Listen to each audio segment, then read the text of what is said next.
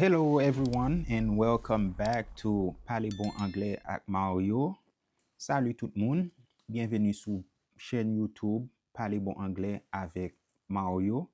Et aujourd'hui, nous allons apprendre à poser quelques questions en anglais.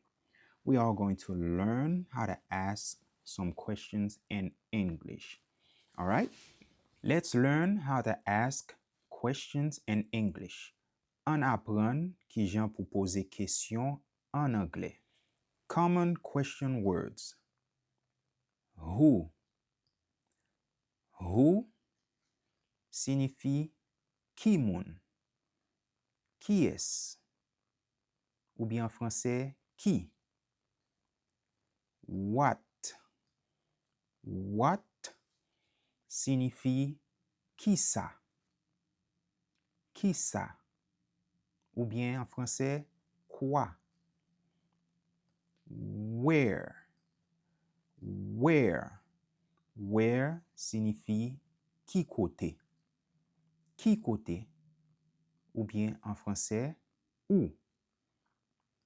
When signifie qu'il est. When, ou bien quand en français. Why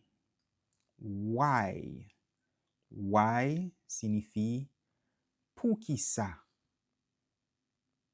Why, ou bien pourquoi en français. How qui signifie qui genre. How, ou bien comment en français. Let's repeat again. Who, qui moun.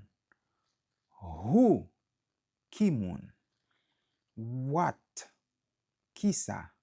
What, qui ça. Where, qui côté. Where, qui côté. When, qui l'est. When, qui l'est. Why, pour qui ça. Why, pour qui ça. How, qui j'en.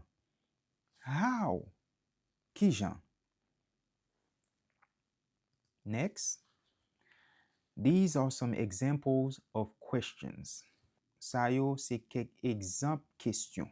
Nous pourrons employer même ça que nous te ouais avant yo, qui c'est who, what, where, when, why, how. Kounya, nous pourrons mettre yo dans question. What is your name? Ça c'est prononciation. Hein? What is your name? What is your name? Qui jan ou rele? Where do you live? Where do you live? Qui signifie qui côté ou rete? Qui côté ou rete? Who is your friend? Who is your friend? Qui signifie qui moun ki zanmi ou la? Qui est ki zanmi ou la? When is your birthday?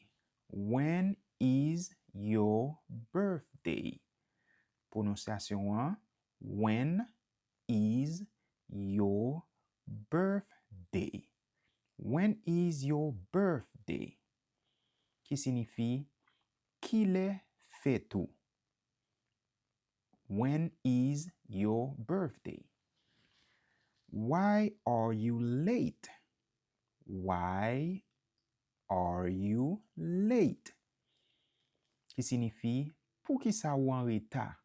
Prononciation c'est why are you late? Pour qui ça ou en retard? How are you today? How are you today? Qui signifie qui jan ou ye jodi a? How are you today? How are you today? Qui jan ou ye jodi a? On reprend. What is your name? Ki jan ou rele? Where do you live? Ki kote ou rete? Who is your friend? Ki moun ki zanmi ou? When is your birthday? Ki le fèt ou? Why are you late? Pou ki sa ou an reta? How are you today? Ki jan ou ye jodi ya? Next. These are some short conversation. OK? Sa yo, ce sont des conversations courtes. What is your name? What is your name?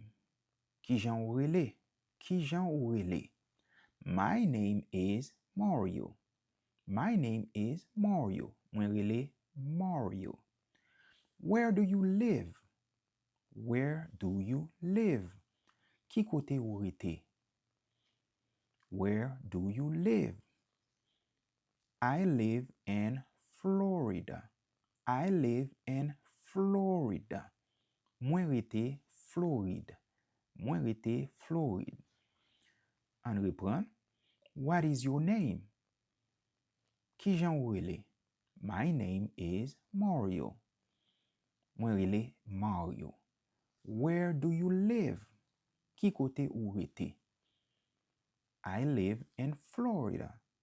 I live in Florida. Mwen rete Floride. Now, this is practice time. Repeat after me. What is your name? Where do you live?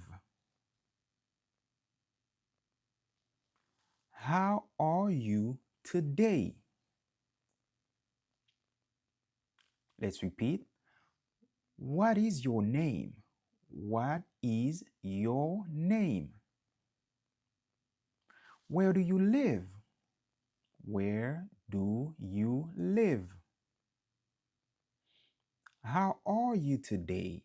How are you today? Congratulations. You did very good.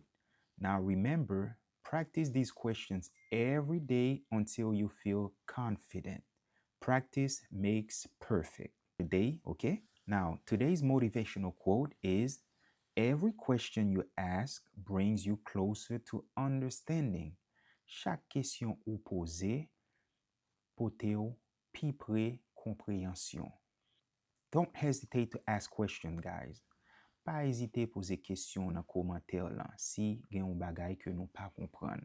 I'm here for that. Mwen la pou sa.